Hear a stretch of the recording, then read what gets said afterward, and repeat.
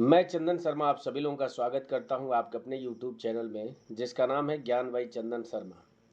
तो इस चैनल पे मैंने जो मैथ के टॉप 100 कॉन्सेप्ट है उनकी सीरीज मैंने स्टार्ट करी है और उसी श्रृंखला में ये वीडियो नंबर 3 है जिसमें मैं मार्क प्राइस और डिस्काउंट से रिलेटेड जो भी कॉन्सेप्ट होते हैं, जो भी टाइप बन सकते हैं, उन सारे टाइप को इस वीडियो में कवर करूँगा। इससे पहले मैंने 2 वीडियो इस चैनल पे अपलोड कर दिया है, अगर आपने उसको नहीं देखा है तो वीडियो को जाके ज़रूर देखें। उन वीडियो से आपको बहुत कुछ सीखने को मिलेगा।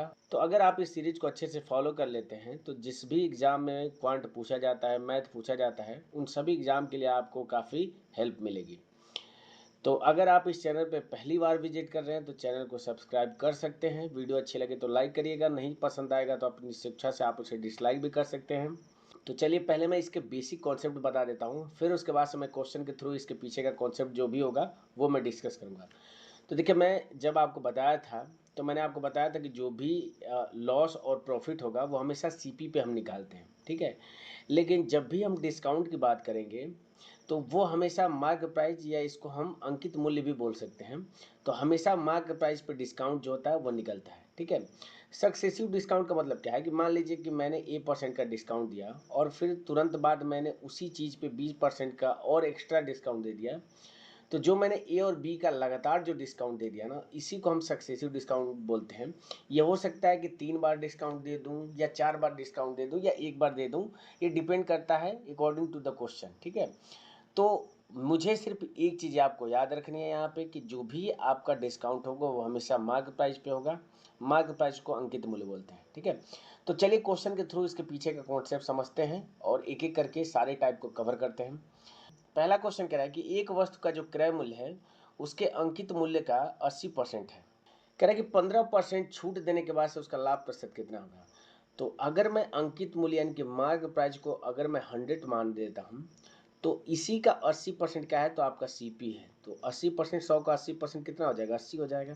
ये आपका सीपी हो जाएगा। कह रहा है कि 15% छूट देने के बाद से लाभ प्रतिशत कितना होगा।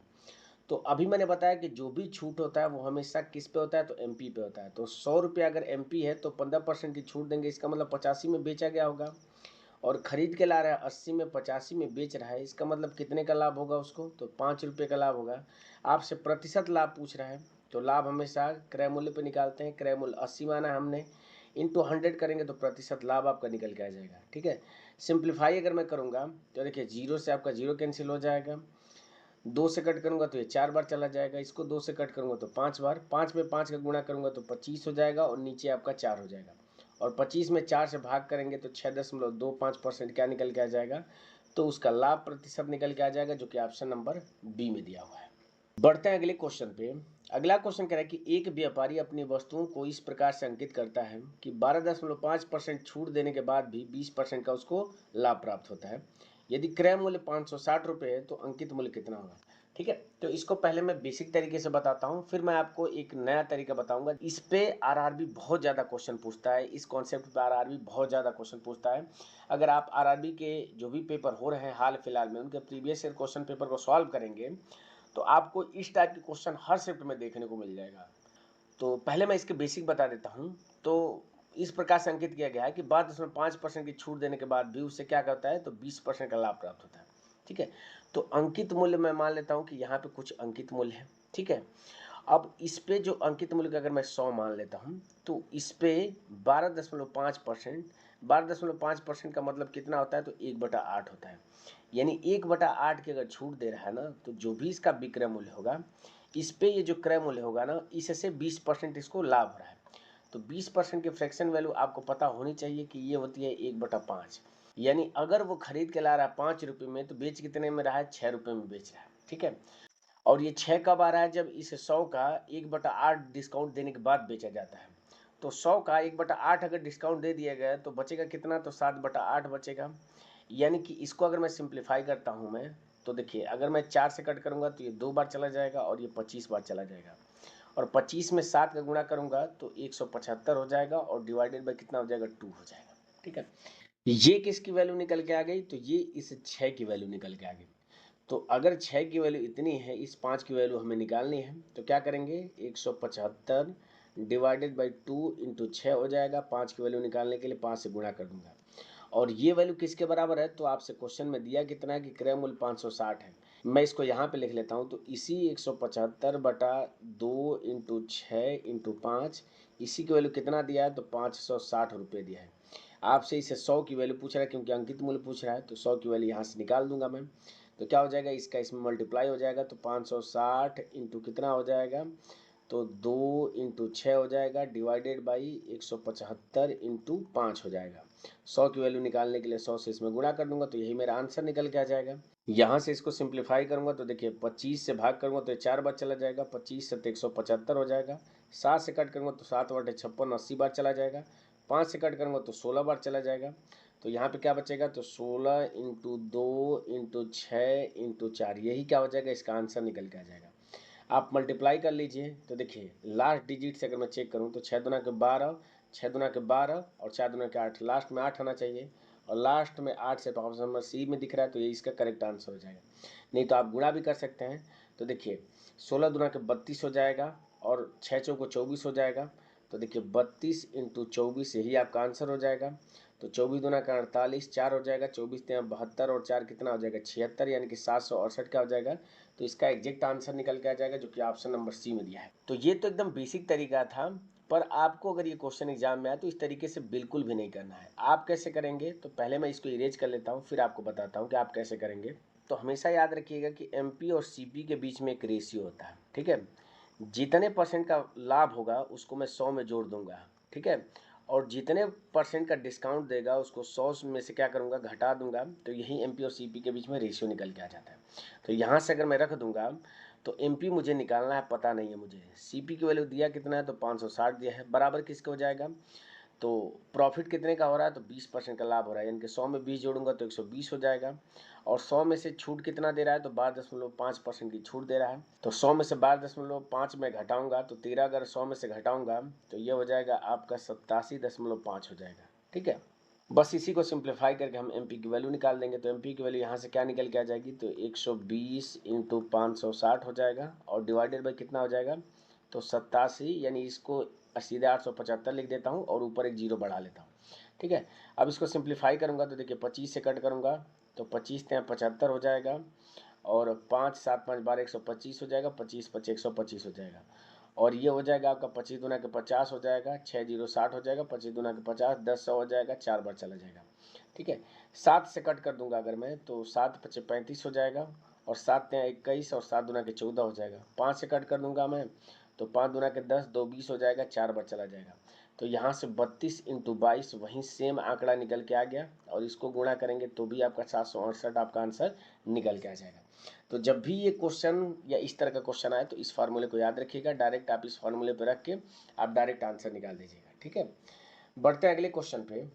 अगला क्वेश्चन कह रहा है कि एक वस्तु एक निश्चित मूल्य पर बेची जाती है, उस मूल्य के 2/3 पर बेचने पर 10% की हानि होती है। तो मूल जो इसकी कीमत है उस पर लाभ प्रतिशत कितना होगा, ये आपको बताना है। तो देखिए कैसे इस क्वेश्चन को सॉल्व करेंगे। तो एक वस्तु एक निश्चित मूल्य पर बेची जाती है, उस मूल्य के 2/3 पर बात कर रहा है। तो अगर निश्चित मूल्य को मैं 3 मान लेता हूँ तो 2 में अगर बेची जाती है, क्योंकि इसे 3 का 2/3 लूंगा तो 2 आएगा। तो 2 में बेचे जाने पर 10% का क्या होता है, उसको हानि होता है। इसका मतलब 90% पैसा उसको मिला होगा। तो यहाँ से अगर मैं 1 की वैल्यू निकाल दूँ तो 1 की वैल्यू क्या निकल के आ जाएगी, तो 45 निकल के आएगी। 2 से भाग कर दूंगा मैं, तो यहाँ से अगर मैं 3 की वैल्यू निकाल देता हूँ तो 3 की वैल्यू कितनी निकल के आ जाएगी, तो 45 इंटू 3, यानी कि 45 में 3 का गुणा करूँगा तो 135 निकल के आ जाएगी, ठीक है। तो आपसे क्वेश्चन में यही पूछ रहा था कि अगर मूल मूल्य पर अगर बेचता है तो उसका लाभ प्रतिशत कितना होगा। तो 135, कोई भी वस्तु अपने आप में 100% होती है, तो 100 से 135 कितना अधिक है, तो 35% अधिक है, यानी इतने ही परसेंट का उसको क्या हो जाएगा, लाभ होगा, अगर वो मूल कीमत पे बेचता है तो, ठीक है। बढ़ते हैं अगले क्वेश्चन पे। अगला क्वेश्चन कह रहा है कि एक व्यक्ति एक निवेश पर 15% कमाता है, लेकिन दूसरे पर 10% की हानि होती है। यदि दोनों निवेशों का जो अनुपात है वो 3:5 है, तो कुल लाभ या हानि प्रतिशत कितना होगा, ये आपको बताना है। तो इसको करने के कई तरीके हैं, पर मुझे लगता है कि अगर आप इसमें वेटेज एवरेज का अगर फार्मूला लगाएंगे तो बहुत आसानी से सॉल्व कर सकते हैं। तो निवेश का जो अनुपात है वो कितना है, तो 3:5 है। इसको क्या कर रहा है, तो 15% के लाभ पर इसको बेच रहा है, यानी कि प्लस का कितना हो जाएगा, 15% हो जाएगा, और इसको 10% की हानि पे, इसका मतलब क्या हो जाएगा, माइनस का 10 हो जाएगा। अब ओवरऑल मैं देख लेता हूँ कि उसको लाभ हो रहा है कि हानि। तो 15 इंटू 3 कितना हो जाएगा, तो 45% प्लस का हो जाएगा, और 10 में 5 का गुणा करूँगा तो 50 का हो जाएगा, माइनस में हो जाएगा। घटाऊंगा तो कितना हो जाएगा, तो माइनस का 5 हो जाएगा, यानी कि उसको हानि होगी, 5% की हानि होगी। इसको मैं कितने में डिवाइड करूंगा, तो देखिए 5 और 3 8 निवेश हैं, तो 8 निवेश में क्या करूंगा, मैं 5 को डिवाइड कर दूंगा, तो इतने ही परसेंट की क्या हो जाएगी, उसको हानि हो जाएगी। इसको सिंप्लीफाई करूंगा तो देखिए पॉइंट हो जाएगा, 0 हो जाएगा, 8 छः 48 हो जाएगा, 2 20 हो जाएगा, 8 दूना के 16 हो जाएगा, 4 40 हो जाएगा, 8 5 40, यानी कि 0.625% का उसको लॉस होगा, जो कि ऑप्शन नंबर डी में दिया हुआ है। बढ़ते हैं अगले क्वेश्चन पे। अगला क्वेश्चन कह रहा है कि एक दुकानदार एक वस्तु का जो अंकित मूल्य है वह क्रय मूल्य से 25% अधिक निर्धारित करता है। वह अधिकतम कितने प्रतिशत की छूट दे सकता है ताकि उसे कोई लाभ या हानि न हो। तो अगर मैं मान लेता हूं कि वस्तु का जो क्रय मूल्य है वो 100 रुपया है, क्रय मूल्य मतलब सीपी में मान लेता हूं, तो कितना अधिक अंकित किया, तो 25% बढ़ा के अंकित किया है, यानी कि एमपी जो हो जाएगा वो 125 हो जाएगा, ये आपका क्या हो जाएगा, एमपी हो जाएगा। अब कह रहे हैं कि कितने परसेंट का उसको डिस्काउंट देना चाहिए कि उसको ना तो लाभ हो ना तो हानि हो। तो इस 125 को कहाँ तक लेके आना है, तो अगर 100 में बेचता है तो उसके ना तो लाभ होगा ना तो हानि होगा, यानी कि 25 रुपये का उसको डिस्काउंट देना पड़ेगा। और मैंने बताया था कि डिस्काउंट हमेशा एमपी पे दिया जाता है, एमपी आपका 125 है।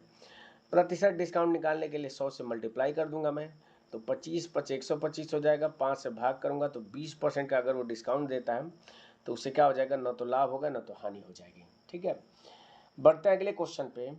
अगला क्वेश्चन कह रहा है कि एक दुकानदार 5 खरीदे 3 मुफ्त पाएं की योजना पेश करता है।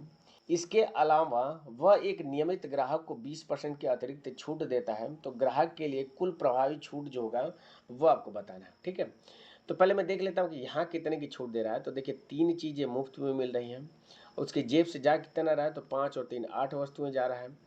प्रतिशत छूट निकालने के लिए मैं क्या करूँगा, 100 से इसमें मल्टीप्लाई कर दूंगा, तो ये क्या हो जाएगा, छूट परसेंट उसका निकल के आ जाएगा। इसको सिंप्लीफाई कर लेता हूँ मैं, तो सिंप्लीफाई करूँगा तो देखिए 300 और डिवाइडेड बाई क्या हो जाएगा, 8 हो जाएगा। ठीक है, इतने परसेंट की छूट हो जाएगी, और 20% की अतिरिक्त छूट दे रहा है।